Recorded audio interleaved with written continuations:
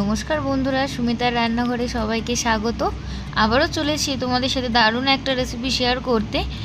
আজ তোমাদের সাথে শেয়ার করব সর্ষে পাবদার রেসিপি। আজকে এই সর্ষে পাবদাটা আমি যেভাবে বানিয়েছি অবশ্যই বাড়িতে একবার ট্রাই করে দেখো, খেতে অসাধারণ হয়।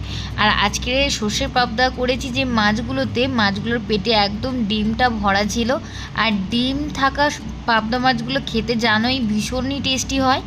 আর একবার হলেও আমার মতো ভাবে এই রেসিপিটা ট্রাই করে দেখো। চলো ততক্ষণ তোমরা রেসিপিটা দেখে নাও। প্রথমে আমি দুটো বড় বড় সাইজের পাবদা মাছ নিয়েছি। পাবদা মাছগুলো ভালো করে পরিষ্কার করে এখানে কেটে ধুয়ে নিয়েছিলাম আমি। এবার লবণ, লঙ্কার গুঁড়ো, হলুদ গুঁড়ো আর অল্প একটু সর্ষের তেল দিয়ে মাছগুলো বেশ ভালো করে আমি ম্যারিনেট করে রেখে দিলাম।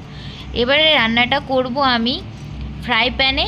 ওই জন্য আমি প্যানের উপর বেশ কিছুটা সাদা তেল দিয়ে তেলটা বেশ ভালো করে গরম করে নিয়েছি।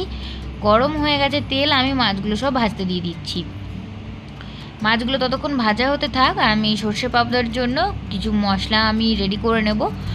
প্রথমে মিক্সির জারের মধ্যে আমি দিয়ে দিলাম কালো সাদা সর্ষে, পোস্ত, কয়েকটা কাঁচা লঙ্কা আর অল্প একটু লবণ দিয়ে আমি এই উপকরণগুলো শুকনো অবস্থায় একটু মিক্সিতে ঘুরিয়ে সর্ষে পোস্তটা ভালো করে একটু ফাটিয়ে নেব। তারপরে অল্প করে জল দিয়ে একটা মিহি পেস্ট দেখো আমি রেডি করে নিয়েছি। এবার তারপরে আমি একটা বড় সাইজের টমেটো নিয়েছি, সেই টমেটোটাও ভালো করে পেস্ট করে নিলাম। আর ওদিকে মাছগুলো বেশ আমি লাল লাল করে ভেজে নিয়েছি। মাছগুলো এবার তেল থেকে তুলে নেব। এবার ওই তেলের মধ্যে আমি দিয়ে দিচ্ছি ফোড়নে কালো জিরে। কালো জিরেটা দিয়ে বেশ ভালো করে একটু ভাজবো। কালো জিরের সুগন্ধ বেরোলে আমি টমেটো বাটাটা দিয়ে মশলার সাথে আবারও বেশ ভালো করে একটু কষিয়ে নেব।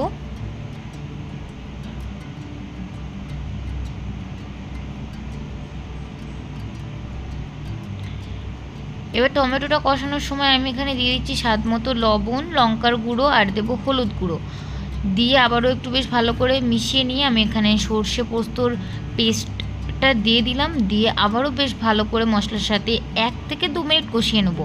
সর্ষে দেওয়া আছে তার জন্য বেশি কষাবে না, বেশি সর্ষে কষালে তিতো হয়ে যায়। ওই জন্য জাস্ট হালকা করে 1-2 মিনিট ভালো করে একটু নাড়াচাড়া করে নিয়ে গ্রেভির জন্য পরিমাণ মতো আমি জল দিয়ে দেবো।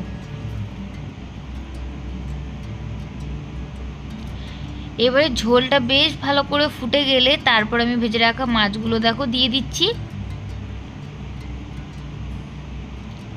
এবার চাপা দিয়ে আমি 3 থেকে 4 মিনিটের মতো রান্না করে নেব, মাছটা সুসিদ্ধ হওয়া পর্যন্ত।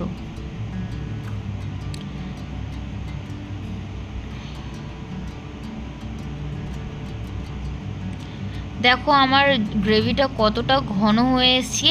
এবার উপর দিয়ে আমি ধনেপাতা কুচি, চেরা কাঁচা লঙ্কা আর বেশ কিছুটা সর্ষের তেল, কাঁচা সর্ষের তেল ছড়িয়ে আমি 1-2 মিনিট একটু ফুটিয়ে নিয়ে নামিয়ে নেব।